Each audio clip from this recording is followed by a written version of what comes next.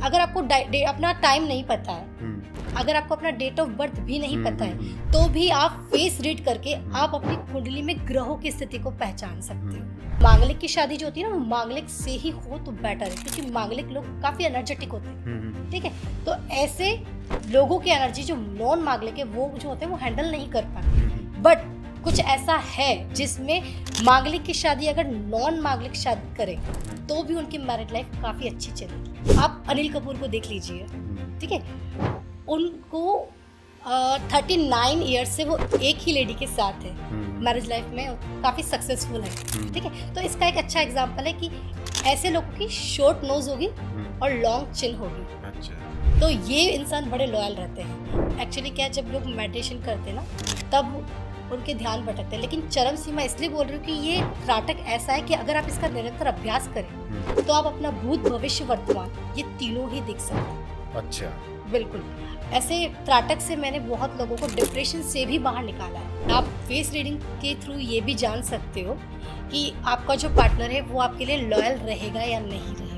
अच्छा, ठीक है, आपके साथ वो लॉयल है या उसका रिलेशनशिप किसी थर्ड पर्सन से चल रहा है, ये भी आप फेस रीडिंग से पता लगा सकते हो। ऐसे मैंने लाइफ में इस ईयर में त्राटक विधि करवाकर कम से कम 22 लोगों को सुसाइड अटेम्प्ट करने से भी रोका है। 22 लोग? बिल्कुल, अभी तक का 1 साल का एक्सपीरियंस रहा है मेरा। तो मैंने इसमें जो एनी टाइम स्टॉकर जो मुझसे कनेक्ट हुए थे, बहुत लोग ऐसे थे जो फोन पर बोलते थे कि अब मेरे पास और कोई चारा नहीं बचा है, मुझे सुसाइड करना ही पड़ेगा।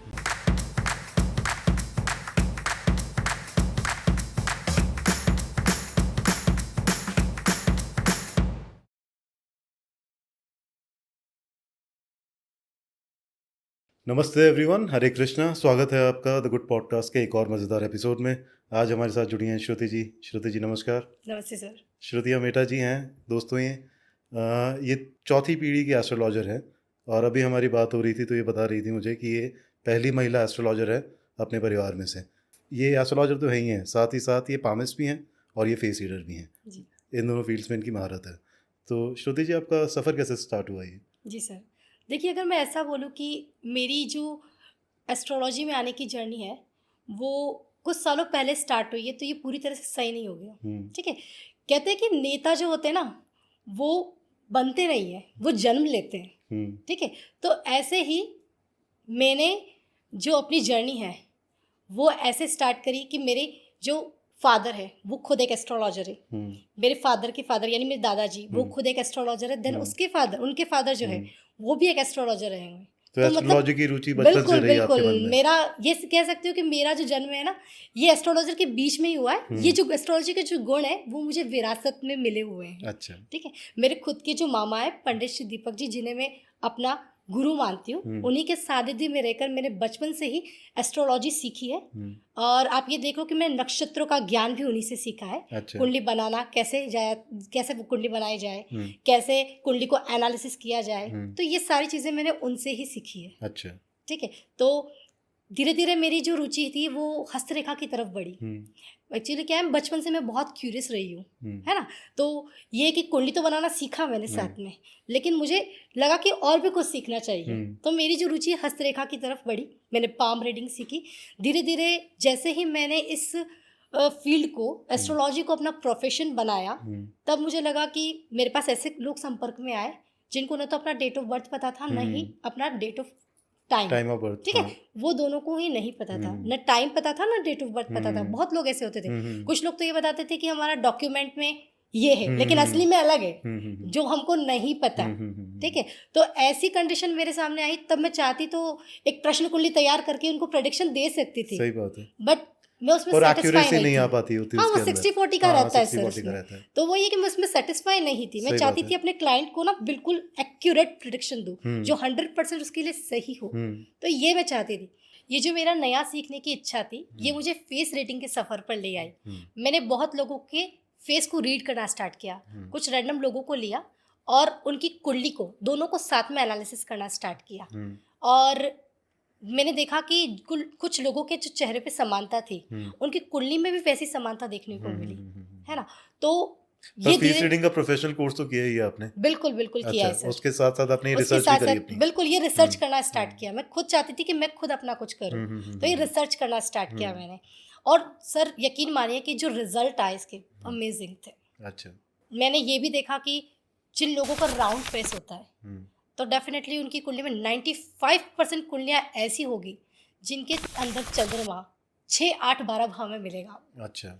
और जैसे कुंडली में किसी के मालव्य योग बन रहा होगा शुक्र का, शुक्र स्वग्रही होगा, या शुक्र अपनी ही राशि में कहते हैं ना, तुला राशि में, वृषभ राशि में होगा, या उच्च का होगा, तो ऐसे लोगों के ना चिन्ह पर डिंपल होगा, तो देखिए अच्छा। उसकी कुंडली में ना मालव्य योग डेफिनेटली बन ही रहा होगा। तो ये फेस रीडिंग के सिद्धांत है जो कि कुंडली से मैच भी करते हैं, तो ये बिल्कुल एक्चुअली प्रूव कर रहे हैं अपने आप को। बिल्कुल। आप अगर आपको अपना टाइम नहीं पता है, अगर आपको अपना डेट ऑफ बर्थ भी नहीं पता है, तो भी आप फेस रीड करके आप अपनी कुंडली में ग्रहों की स्थिति को पहचान सकते हो। और इसमें सभी के सभी 9 ग्रहों को अपडेट कर सकती हो? बिल्कुल अपडेट कर सकती हूँ सर मैं। अच्छा। आपके क्या योग बन रही ये भी मैं बता सकती हूँ आपके फेस को रीड करके। अच्छा जी। और फेस रीडिंग के कोई उपयोग आपने किए हो अपने प्रोफेशनल लाइफ में, उनके बारे में कुछ बता पाए तो? बिल्कुल, इसके पीछे किस तरीके की क्वेरी लेके आते हैं लोग? जैसे लोग बहुत तरह की क्वेरी लेके आते हैं सर।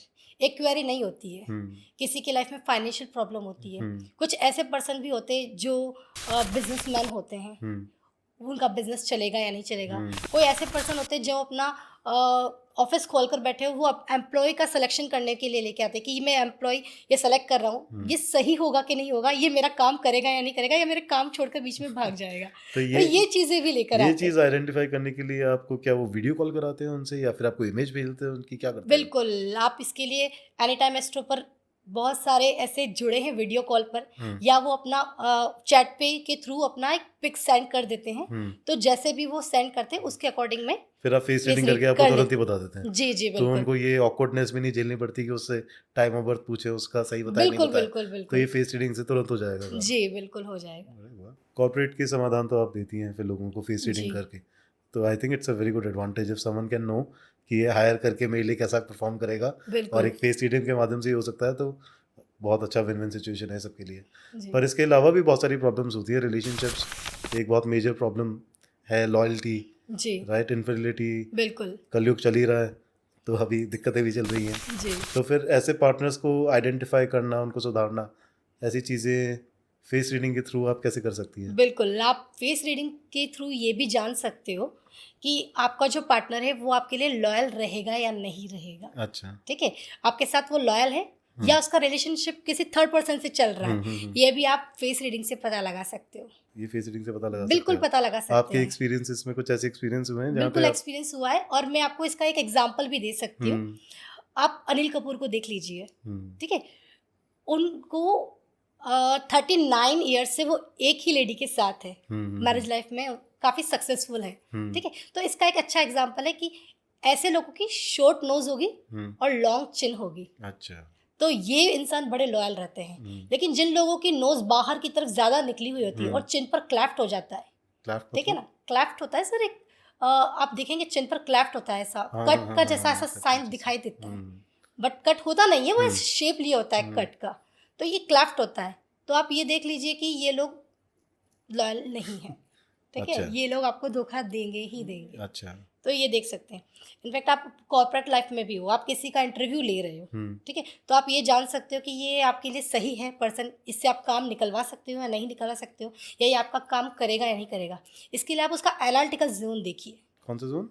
Analytical zone. अच्छा, एनालिटिकल जोन। ठीक है, देखिए ये फॉरहेड का जो हिस्सा है ये एनालिटिकल जोन होता है। फेस पर क्या 3 जोन होते हैं, ठीक है, पहला होता है एनालिटिकल जोन, दूसरा एम्बिशियस जोन, तीसरा होता है अर्थ जोन। आप इसके हिसाब से भी फेस रीडिंग करते हैं, ठीक है। फॉरहेड का हिस्सा एनालिटिकल जोन, ये जितना ज़्यादा बड़ा होगा उतना ही इंसान के पास बहुत अच्छा नॉलेज होगा, ये कहा जाता है। एम्बिशियस जोन, इसको भी आप देख सकते हो, ये नोज का हिस्सा है, नोज जहाँ से स्टार्ट होती है, स्टार्टिंग पॉइंट से लेकर एंड पॉइंट, ये जिसका लंबा होता है, इसके ऊपर आप रिस्पॉन्सिबिलिटी डाल दो कि सारी कंप्लीट करेगा, तो आप ये चेक कर सकते हो। अर्थ जोन, ये जो होता है वो चिन्ह का हिस्सा होता है, ये इसका साइज कैसा है, बड़ा है छोटा है। अगर इसका साइज बड़ा है तो आप देख लीजिए कि ऐसे जो लोग होते हैं ना, उनका किस्मत चमकता है 50 से 55 की उम्र के बाद। अच्छा, तो ये देख सकते हैं हम लोग। अच्छा, तो उनका राजयोग जो शुरू होगा वो 50-55 के? बिल्कुल। श्रुति जी, आप बता रही थी कि फेस रीडिंग पे आपने रिसर्च भी काफ़ी करी है जी।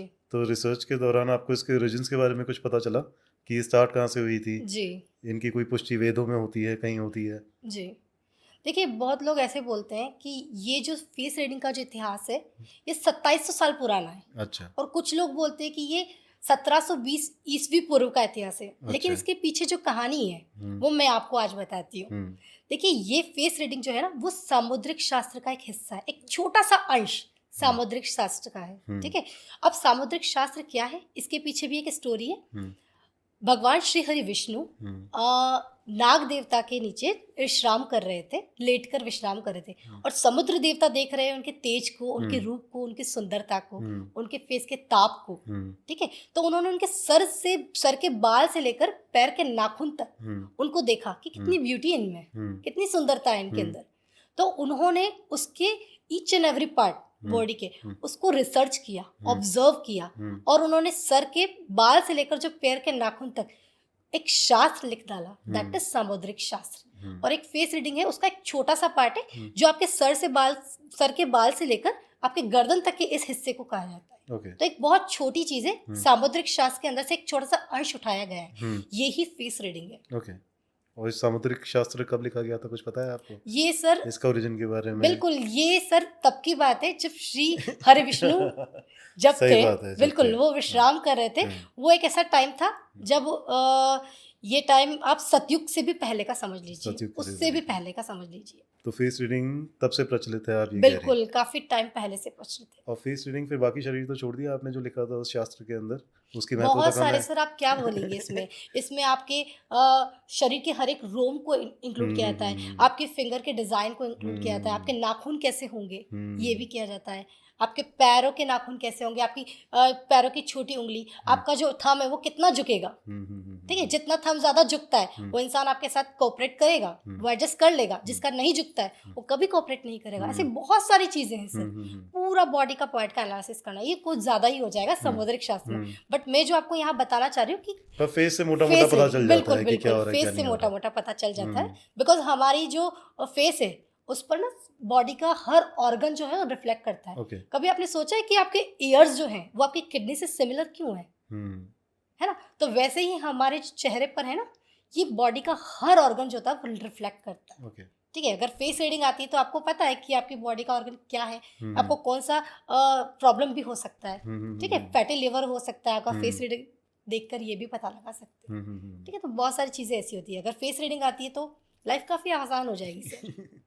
बहुत सुंदर बात। जैसे सर ईयर्स से ये भी पता लगा सकते हैं कि सामने वाला आपकी बात सुनेगा या नहीं सुनेगा। अच्छा। ठीक है, बहुत सारे साइंटिस्ट के ईयर्स देखे होंगे बाहर की तरह निकले होते हैं, है ना, जिसे फॉरवर्ड फेसिंग ईयर्स कहते हैं। ऐसे लोग लीड करना पसंद करते हैं। ये लोग बिल्कुल भी नहीं पसंद करेंगे कि आप इनको बताओ कि क्या करना है। अगर आप इनको बताएंगे कि ये काम आपको करना है तो ये लोग वो काम तो बिल्कुल ही नहीं करेंगे। ठीक है, तो आप ये लोग पता लगा, ऐसे लोग बिजनेस करें तो काफी अच्छा है, ऐसे लोग जॉब में अपने बॉस की बिल्कुल नहीं सुन सकते। ठीक है, तो जिनके फॉरवर्ड फेसिंग ईयर्स है तो ये लोग जो होते काफी ज्यादा एम्बिशियस होते हैं ना, आप ये पहचान कानों का है तो आंखों का भी कुछ है क्या ऐसा? बिल्कुल, आंखों का भी है और आईब्रोज का भी है। अच्छा, आईब्रोज का बिल्कुल भी है। आप अपने आईब्रोज से ये पता लगा सकते हैं कि आपके सिबलिंग्स के साथ रिलेशन कैसे हैं। अच्छा, ठीक है, इसके साथ आप ये पता लगा सकते हैं कि कौन ऐसा पर्सन है जो आपकी बात पूरी सुनेगा, ब्रीफ समरी में जाएगा, और कौन ऐसा है कि जो उसको ऊपर ऊपर का समझा दो वो उसमें ही खुश है। तो अगर किसी की थिक आईब्रो है, थिक और ब्रॉड आईब्रो है, वो इंसान ब्रीफ समरी में विश्वास रखता है। अगर वो कोई प्रोडक्ट मार्केट में लेने भी जाएगा तो उसके बारे में पूरा प्रोडक्ट के बारे में जानकारी लेगा। उसके तो बाद ये मतलब डिटेल्ड, बिल्कुल डिटेल में जाएगा। डिटेल में जा रहा है। ठीक है, उसको बिल्कुल तह तक जाएगा। ठीक है, और अगर उसको लगेगा कि ये सही प्रोडक्ट है, ठीक है, और तो ही उसके लिए अपना डिसीजन बनाएगा कि इसको लेना है या नहीं लेना। लेकिन इसके जस्ट अपोजिट थिन आईब्रोज है, ये लोग आप उनको डिटेल समझाने जाओगे ये लोग कहेंगे बोर हो जाएंगे, वो लोग फटाफट सोचेंगे कि यहाँ से कब निकले। ठीक है, तो ये लोग ब्रीफ समरी में विश्वास नहीं करते, डिटेल्स में जाना में विश्वास नहीं करते।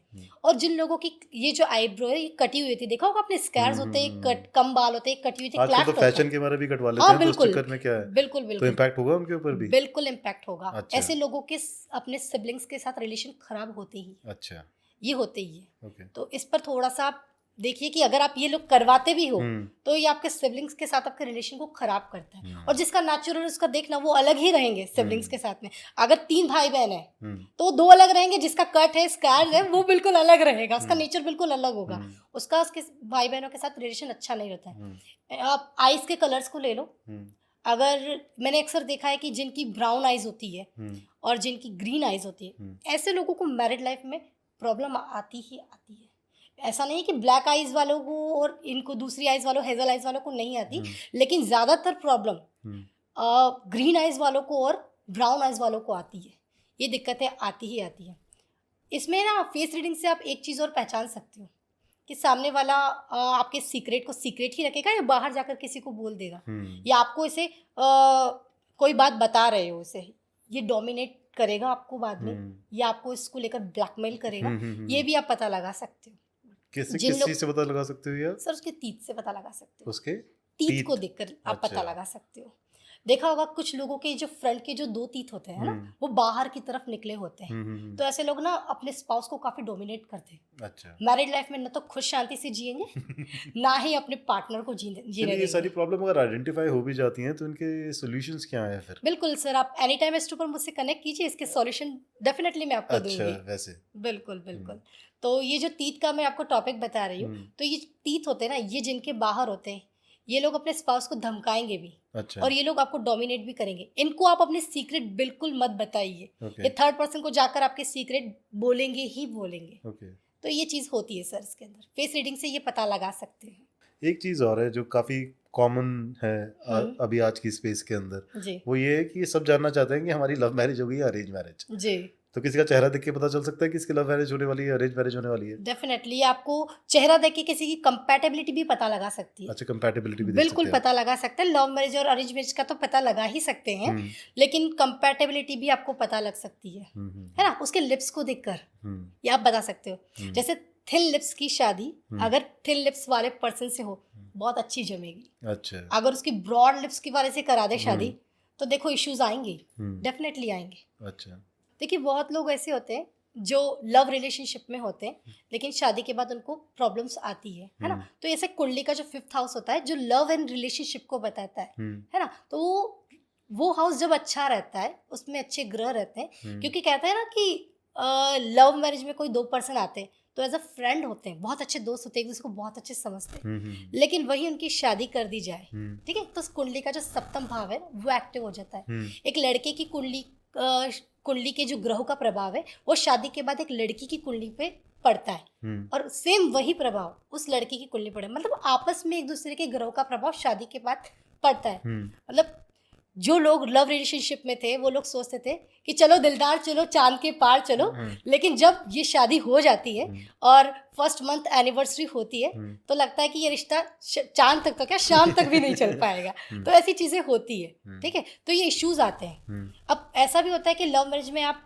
कुंडली तो मिलान करेंगे नहीं, ठीक है, जब कुंडली मिलान करते हैं तो कोई दिक्कतें आ जाती है, ठीक है, जैसे मांगलिक दोष आ जाता है, अष्टकूट मिलान होता है, तो अष्टकूट मिलान के जो पैरामीटर्स होते हैं उसके ऊपर कुंडली नहीं मैच खाती है, ठीक है, तो बहुत सारी ऐसी दिक्कतें आती है।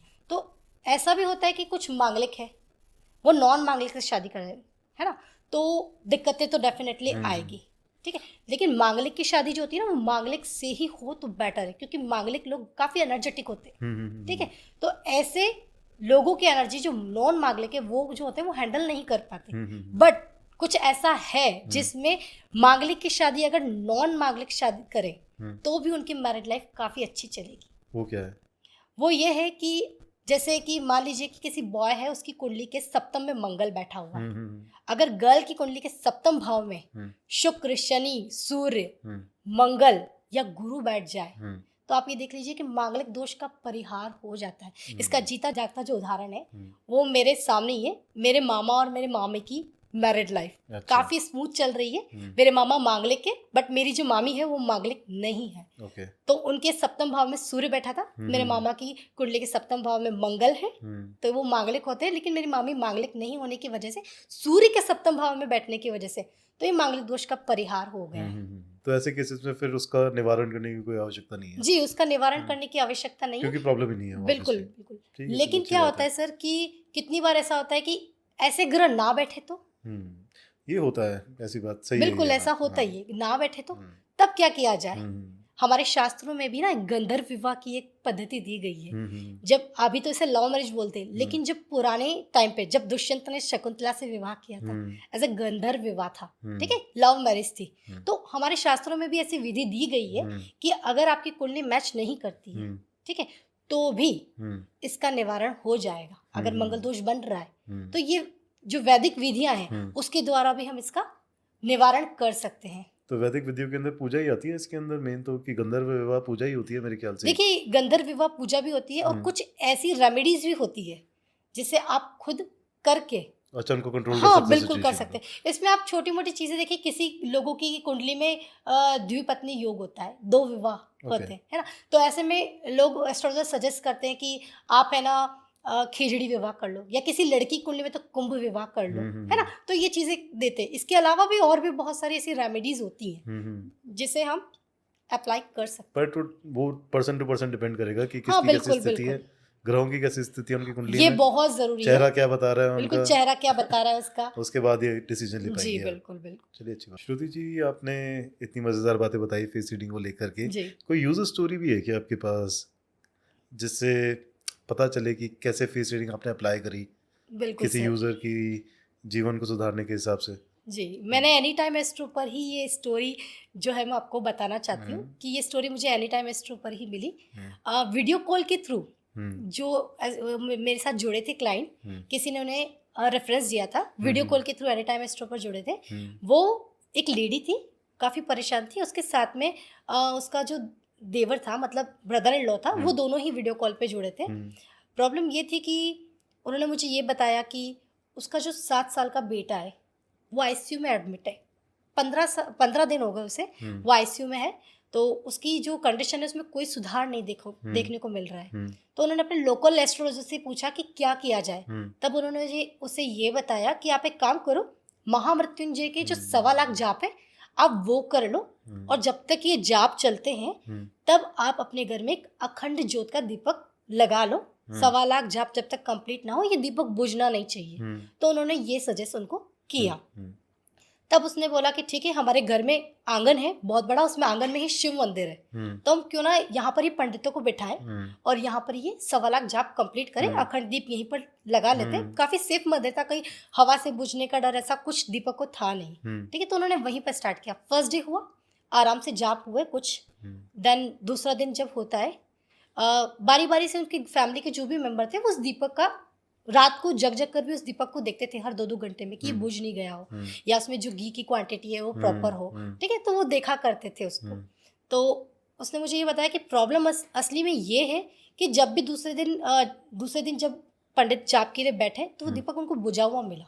अच्छा, ठीक है, और ऐसा लगातार 7 दिन से हो रहा था सर। अच्छा, जबकि वो लोग हर 2 घंटे में हर फैमिली मेंबर इसका ध्यान रख रहा था, फिर भी जब पंडित लोगों का आना होता वो दीपक बुझा हुआ मिलता। तो ये अनुष्ठान ढंग से हो नहीं पा रहा था। हाँ, ये अनुष्ठान हो नहीं पा रहा था, इसमें कोई अड़चन डाल रहा था। ठीक है, ये कोई नेगेटिव एनर्जी नहीं थी, लेकिन ये हो रहा था, इसके पीछे एक बड़ी कहानी है। जब वीडियो कॉल पर मैं जुड़ी तब उसका जो मैंने आपको बताया ना कि वो लेडी और उसका देवर है ना, वो दोनों साथ में वीडियो कॉल पे थे। उसी वक्त ग्लास पड़ा हुआ था पानी का, उसके देवर ने उठाया और पिया। उसके तीत का जो टेक्सचर था, जो शेप था, उसको देखकर ही मुझे पता चल गया कि इनके घर का भेदी तो इनके घर में ही है। अच्छा, ठीक है, तो ये दीपक बुझाने का जो भी सिस्टम है वो कहाँ से कौन कर रहा है, तो ये मुझे उसको देवर को देखकर पता चल गया। मैंने उन्हें थोड़ी देर बाद कनेक्ट करने को बोला, क्योंकि मैं किसी की पर्सनल बातें उसको उसी के सामने बता नहीं सकती, रिलेशन खराब हो जाते हैं। तो मैंने उनको बोला कि आप एक काम कीजिए, थोड़ी देर में मुझसे कनेक्ट कीजिए, कॉल पर कनेक्ट कीजिए, कोई दिक्कत नहीं। तब मैंने उन्हें कॉल पर ये बताया कि आपके देवर पर आप नजर रखिए, मुझे उन पर पूरी तरह से डाउट है। पहले बात तो उन्होंने मुझे विश्वास नहीं की कि उनका फैमिली मेंबर है, उन्होंने मेरी बात पर बिल्कुल विश्वास नहीं किया। नहीं मैम, ऐसा नहीं होगा। लेकिन जिस दिन मैंने ये चीज़ बताई उसी के अगले दिन उन्होंने उसके देवर को ऑब्जर्व करना स्टार्ट कर दिया। सुबह जो सफाई का जो काम होता था, मंदिर की सफाई का काम, उनका देवर ही किया करता था। तो उसने जब उसके एक बार पीछा करते हुए देखा तो उसने अपनी फूंक से वो दीपक बुझा लिया। तब वो उस लेडी ने उसको रंगे हाथों पकड़ा और अपने हस्बैंड को ये कंप्लेन करी कि ये देखो इसने किया है। बहुत फोर्स किया उसको, उसने नहीं बताई ये बात कि इसने ऐसा क्यों किया। तब उसके हस्बैंड ने उस पर हाथ भी उठाया, मारपीट की। तो उसके बाद उसने बताया कि वो उसका जो बच्चा था खुद का, वो काफ़ी बीमार रहा करता था, बहुत बीमार रहा करता था। महीने में 2-3 बार उसको हॉस्पिटल लेकर जाना ही पड़ता था। जब उसने ऐसा कोई मंदिर नहीं छोड़ा जहाँ पर उसके लिए मन्नत नहीं मांगी हो, तो भी वो बहुत बीमार रहा करता था। तब उसने किसी तांत्रिक से संपर्क किया, है ना। तो उस तांत्रिक ने ये बताया कि आपके घर में 2 दीपक है, उसमें से एक ही बचेगा, यानी कि या तो आपका बच्चा बचेगा या आपके भाई का बच्चा बचेगा, दोनों में से एक ही जिंदा रहेगा। तब उसने क्या किया कि ये अनुष्ठान पूरा ना हो, वो बच्चा जो आईसीयू में, वो आईसीयू से बाहर ना आए, उसके लिए उसने ये चीज़ की थी। तब वो कुछ टाइम बाद मेरे पास संपर्क में फिर से एनी टाइम एस्ट्रो पे वीडियो कॉल पे आई। तब उसने बताया कि अब हम लोग सेपरेट हो चुके हैं, मेरा बच्चा प्रॉपर ठीक है। देन ये चीज़ें हमारे साथ हुई, और ये जो उसने तांत्रिक ने बताई थी वो बात पूरी तरह से गलत निकली। अच्छा, गलत निकली? बिल्कुल गलत निकली है, बिल्कुल गलत निकली है। चलिए, बहुत ही अच्छी बात है। दोनों ही बच्चे अभी ठीक है, स्वस्थ है, स्वस्थ हैं दोनों। जी बिल्कुल। चलिए, बहुत ही अच्छी बात है। बहुत ही इंटरेस्टिंग स्टोरी बताई आपने श्रुति जी। श्रुति जी, एक बहुत कॉमन चीज़ पाई है मैंने एस्ट्रोलॉजिस्ट में कि इनकी एक स्पिरिचुअल प्रैक्टिस भी हमेशा होती है साथ में। तो प्रोफेशनली तो वो एस्ट्रोलॉजी कर ही रहे हैं, but to connect with the higher consciousness, ये हर एक एस्ट्रोलॉजर का एक स्पिरिचुअल प्रैक्टिस चलता ही है साथ में। आप भी कोई स्पिरिचुअल प्रैक्टिस फॉलो करती हैं अपने जीवन में? बिल्कुल बिल्कुल सर, मैं ये करती हूँ। अब बहुत लोग होते हैं ना जो मेडिटेशन करते हैं, हाँ, लेकिन मेडिटेशन में उन लोगों के माइंड में काफ़ी थॉट्स आते हैं। आप खुद सोचिए कि क्या आप अपने माइंड को 1 घंटे के लिए थॉट से फ्री रख सकते हो? बचपन से कोशिश कर रहा हूँ मैं, नहीं हो पाता है ना। तो आप अगर अपनी आंखें बंद करके मेडिटेशन भी करेंगे ना, तो आपका ध्यान काफ़ी भटकेगा, बहुत सारी चीज़ों में आपके माइंड में बहुत सारे विचार आएंगे। लेकिन अगर आपको कोई चीज़ दे दी जाए कि आप इस पर कॉन्सेंट्रेट करो, तब आप वो बहुत अच्छे से कर पाओगे। तो आप क्या करती हैं मेडिटेटिव? बिल्कुल, मैं मेडिटेशन के लिए त्राटक विधि का इस्तेमाल करती हूँ। एक त्राटक एक क्रिया है, इसमें आपको कोई भी विषय वस्तु दी जाती है, कोई भी विषय वस्तु, उसको आप देखो, उसको आप देखकर टकटकी लगाकर देखो, बिना पलक झपकाए देखो, तो उससे जो कंसंट्रेशन बनता है वो मेडिटेशन की एक चरम सीमा है। तो आप इसे देख सकते हैं, इससे आगे कुछ नहीं। मेडिटेशन की चरम सीमा कैसे डिफाइन करती हैं आप? सर, मेडिटेशन की चरम सीमा आप ऐसे देख सकते हो कि आप जब मेडिटेट करते हो तो हो सकता है आपको बहुत सारी चीज़ें परेशान करती हो, डिस्टर्ब करती हो, ठीक है। कुछ लोग ऐसे भी होंगे जो एक्चुअली मेडिटेटिव होंगे, ऑब्वियसली काफ़ी लोग ऐसे भी होंगे जो बिल्कुल ये प्रॉब्लम्स नहीं झेलते होंगे जी, जिन्होंने प्रैक्टिस कर करके अपने आप को इस काबिल बना लिया कि अब वो कॉन्सेंट्रेट एक्चुअली कर पा रहे हैं जी। बहुत पर लोग आपने ऐसे होते हैं। बात बोली ऐसी कि चरम सीमा है ये मेडिटेशन की जी, तो मैं ये जानना चाह रहा हूँ कि क्या करता है चरम सीमा को? What is that experience? जी सर, एक्चुअली क्या है, जब लोग मेडिटेशन करते हैं ना तब उनके ध्यान भटकते हैं, लेकिन चरम सीमा इसलिए बोल रही हूँ कि ये त्राटक ऐसा है कि अगर आप इसका निरंतर अभ्यास करें तो आप अपना भूत भविष्य वर्तमान ये तीनों ही देख सकते हो। अच्छा, बिल्कुल। ऐसे त्राटक से मैंने बहुत लोगों को डिप्रेशन से भी बाहर निकाला है। त्राटक फिर बहुत कॉम्प्रिहेंसिव होगा। त्राटक के अंदर सिर्फ यही है टकटकी लगा के एक चीज को देखना, या फिर? बिल्कुल यही है सर। आप इसके अंदर फिर एक के बाद एक स्टेप होता है सर। अच्छा, ठीक है। जैसे आप स्टार्टिंग में बिंदु त्राटक कर लीजिए। आप पर त्राटक सीखे कहाँ से, किसको सीखना होता है? सर, मेरे गुरु से। आपके मैंने मेरे गुरु से सीखी है, उनसे दीक्षा लेकर सीखी। हाँ, दीक्षा लेनी अगर आपको सीखनी है तो आप आइए एनी टाइम एस्ट्रो पर मुझसे कनेक्ट कीजिए, मैं आपको जरूर बताऊंगी सर। और फिर आप दीक्षा भी दे सकती हैं उनको? बिल्कुल दे सकती हूँ मैं सर। अच्छा, और फिर उनको विधि विधान से पूरा बता सकती हैं कैसे त्राटक को संपूर्ण बिल्कुल करना कैसे करते हैं। छोटी सी इसकी जो प्रोसेस है मैं यहाँ पर भी आपसे शेयर करना चाहती हूँ कि आप ऐसा रूम चुनिए त्राटक करने के लिए जहाँ पर बहुत कम रोशनी हो, बहुत ज़्यादा रोशनी नहीं होनी चाहिए, बहुत कम रोशनी होनी चाहिए। आप अपनी वॉल पर एक वाइट ब्लैंक कागज़ जो है वो चिपका दीजिए, उस पर 10 रुपीज़ के जो कॉइन के बराबर एक बिंदु बनाइए ब्लैक कलर के मार्कर से। लेकिन बिंदु ऐसा बनाना है आपको कि आप उससे 1-2 फीट दूरी पर बैठेंगे, ठीक है। लेकिन आपका जो वो बिंदु है वो आपके आइज़ के पैरेलल होना चाहिए। आपको ज़मीन पर सुखासन में बैठना है। अब उस बिंदु को आपको गौर से देखते रहना है। मुश्किल से हार्डली स्टार्टिंग में आपका ना 2 मिनट होगा, आपकी आंखों से आंसू आने लग जाएंगे। तब आप उठ जाइए, ठंडे पानी से आंखें धोइए, फिर से आप बैठिए, ठीक है। अब जैसे जैसे आप उस पर टकटकी लगा कर देखते हो, बिना पलक झपकाए आप उसको देखते हो, तब आप ये फील करेंगे कि उस बिंदु के चारों ओर एक चमकती हुई रोशनी है ना, वो घूमना स्टार्ट करती है इसे। अच्छा, कभी कभी तो ये ये स्टेज कब तक आ जाती है एक सर साधक ये के लिए? बहुत जल्दी आ जाती है ये स्टेज। अच्छा। ऐसा नहीं है कि इसमें टाइम लगता है, ये बहुत जल्दी आती है। ये आपकी प्रैक्टिस पर डिपेंड करता है कि एक दिन में आप इसको कितना टाइम दे रहे हो। लेकिन मेरे हिसाब से त्राटक अगर आपको सिद्ध करना है तो 5 महीने में अच्छा खासा आपको एक्सपीरियंस दे सकता है। मतलब आपका जो माइंड जो स्टेबल नहीं है वो स्टेबल होना स्टार्ट हो जाएगा। बहुत सारे स्टूडेंट ऐसे होते हैं ना जो पढ़ाई में कंसंट्रेट नहीं कर पाते, है ना, तो उनके लिए त्राटक बहुत जरूरी है, उनको नॉर्मल पर करना ये चाहिए। जरूरी है कि ड्यू प्रोसेस जो है उसको फॉलो किया जाए और दीक्षा ली ही जाए, उसके बाद इस बिल्कुल प्रैक्टिस जरूरी को है। देखिए, इनिशिएट किया दीक्षा जाए। लेने का मतलब ये है कि अगर आप मुझसे दीक्षा लेते हैं तो आप भूत भविष्य वर्तमान देख पाएंगे। अच्छा। लेकिन अगर आप नॉर्मल त्राटक करते हैं, आपको चश्मा लगता है, आपकी आई साइट वीक है, तो आप ऐसे त्राटक सीख कर, आप मुझसे सुनकर सीख के आप त्राटक कर सकते हो। आपको 1.5 महीने में चश्मा हट जाएगा। अच्छा। डेफिनेटली आपकी आईज स्ट्रॉन्ग होना स्टार्ट हो जाएगी। ओके। तो ये चश्मा हटेगा। क्योंकि आंखों का ही सबसे बड़ा रोल है इसके अंदर। बिल्कुल सही बात है। बिल्कुल। एंजाइटी लोग जो फील करते हैं, आज का ज़माना देखिए, हर दूसरा पर्सन डिप्रेशन में है, किसी न किसी चीज़ की टेंशन उसको है ही, है ना। तो त्राटक ऐसी चीज़ है जो डिप्रेशन से भी बाहर निकालता है। आप अपनी पास्ट लाइफ को भी देख सकते हो, ठीक है। ऐसे मैंने लाइफ में इस ईयर में त्राटक विधि करवाकर कम से कम 22 लोगों को सुसाइड अटेम्प्ट करने से भी रोका है। 22 लोगों बिल्कुल।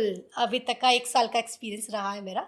तो मैंने इसमें जो एनी टाइम स्टॉपर जो मुझसे कनेक्ट हुए थे, बहुत लोग ऐसे थे जो फ़ोन पर बोलते थे कि अब मेरे पास और कोई चारा नहीं बचा है, मुझे सुसाइड करना ही पड़ेगा। तब त्राटक एक हिप्नोटिज्म की भी एक चीज़ होती है कि आप अपनी बातों से उसको त्राटक करने को प्रेरित करो। सबसे पहले तो उसको प्रेरित करो। जब वो त्राटक करे तब उसे बहुत अच्छा फील होने लग जाए। सुसाइड अटेम्प्ट तब कब करता है इंसान? जब उसे लगे कि अब मेरे पास कोई और चारा नहीं बचा मेरे पास। ठीक है, माइंड काफ़ी डिस्टर्ब होता है ऐसे लोगों का। तो आप उसका माइंड रिलैक्स कर दो। कैसे करेंगे? त्राटक से करेंगे, ठीक है। तो ये त्राटक जो है ये कर सकते हैं। मेरे पास एक एक्सपीरियंस आया था, एक पर्सन था जिसको काफ़ी इंट्यूशन पावर आती थी। ये 1 साल पहले की बात है, जब मैं एनी टाइम स्टॉपर ही थी और एनी टाइम स्टॉपर ही एक क्लाइंट जुड़ा। उसने मुझे बताया कि उसकी कुंडली में शनि और केतु का कुछ ऐसा कॉम्बिनेशन था, और उसने मुझे बताया कि मुझे इंट्यूशंस आते हैं, जो चीज़ मैं देख चुका हूँ सपने में, वो 2 साल बाद मेरे आंखों के सामने नजर आती है। तो ये क्या है? तो मैं उसे बताती हूँ कि आपके पास ये इंट्यूशन पावर है, केतु आपका लगन में भी है, ठीक है। ऐसी कुछ चीज़ें थी उसकी कुंडली में जो मैंने उसको बताई कि ये इसकी वजह से आपको इंट्यूशन आते हैं। बट वो काफ़ी क्यूरियस था कि मेरे को देखना है, मैं जानना चाहता हूँ कि मैं पास्ट लाइफ में क्या था, मेरी पास्ट लाइफ कैसी थी। तब मैंने उसे त्राटक की दीक्षा दी, ठीक है। तो उसने त्राटक की दीक्षा ली और उसने उसमें जाना स्टार्ट किया। उसने किया त्राटक, लगभग उसने 6 से 7 महीने त्राटक किया, लेकिन सर उसने रेगुलर किया। और त्राटक को जो वो टाइम देता था वो बहुत ज़्यादा टाइम देता था, ठीक है। नॉर्मल लोग इतना देते नहीं है, लेकिन वो बहुत ज़्यादा टाइम देता। कम से कम दिन में वो कम से कम टुकड़े टुकड़े में ही 1-1, 2-2 घंटा, तो स्टार्टिंग का सुबह का टाइम, फिर दिन में अलग, फिर शाम में अलग और रात में अलग। और इसके लिए सबसे अच्छा टाइम वो ब्रह्म मुहूर्त चलता था, ठीक है। तो वो टाइम वो देता था इस चीज़ को। अब उसने त्राटक करना स्टार्ट हुआ तो वो करीबन मेरे पास 1 साल बाद आता है और मुझे बताता है इसकी स्टोरी, उसकी पास्ट लाइफ की स्टोरी। तो वो स्टोरी ऐसी थी कि उसने बताया कि वो 153 ईयर्स पहले की, 153 साल पहले उसने की स्टोरी बताई, जब अंग्रेज़ों का शासन था हमारे यहाँ पर।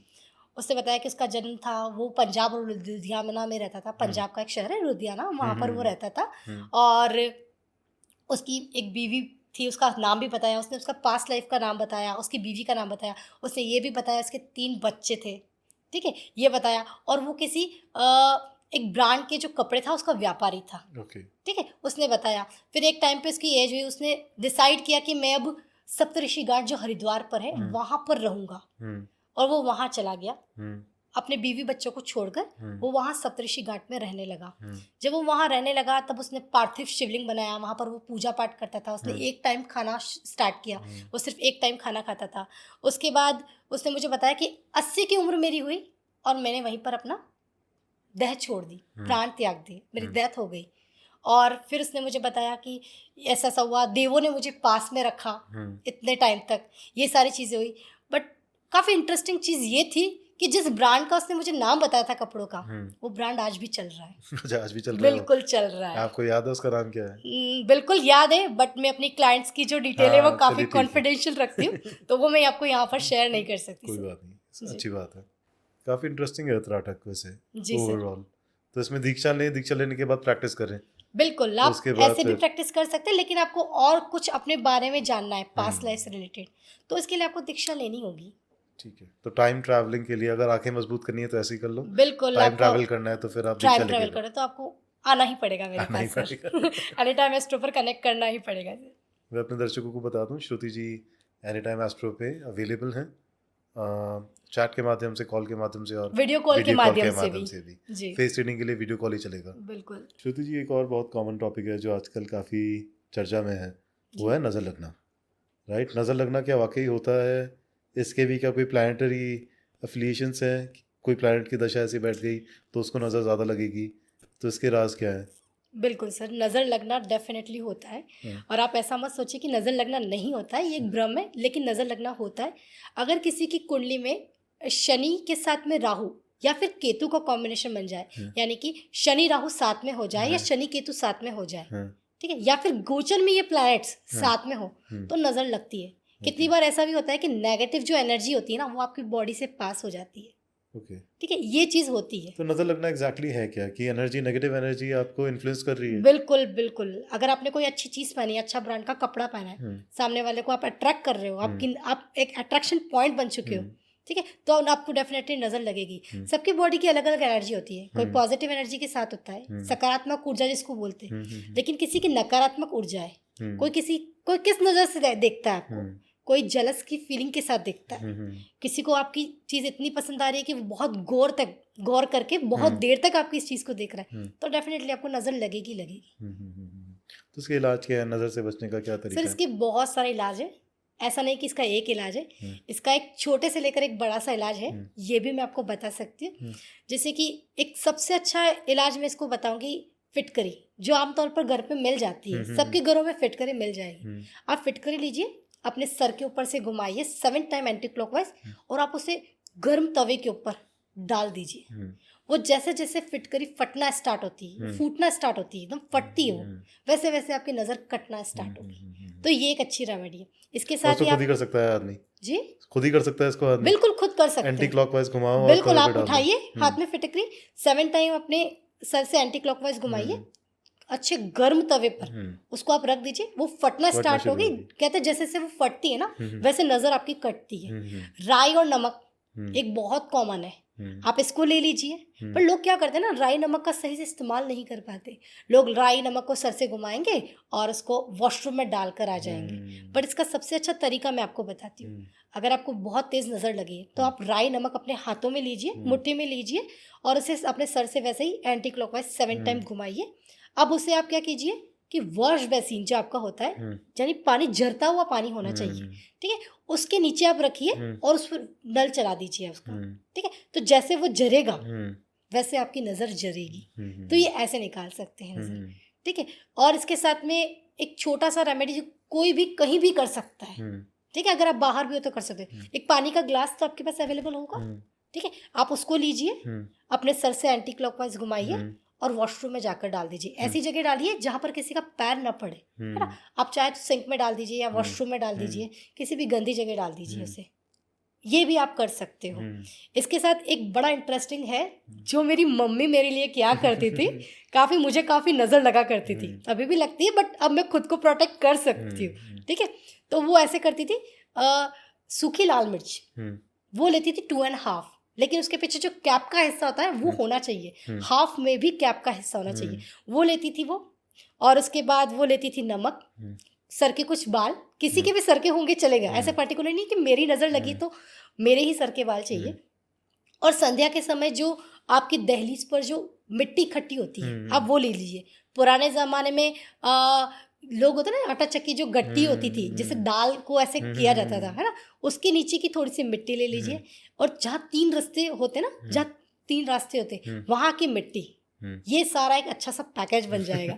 अब आप इसको ले लीजिए, कागज़ की एक पैकेट बना दीजिए, उसको सर से ऐसे 7 टाइम घुमाइए, और सर से लेकर पाँव तक, पाँव से लेकर सर तक 21 टाइम घुमाइए। इस प्रोसेस में ना आपको बोलना है ना जो ये कर रहा है उसको बोलना है, ठीक है, दोनों को मुंह से कुछ भी नहीं बोलना होता है। और इसे ले जाकर जलती हुई आग में डाल दो।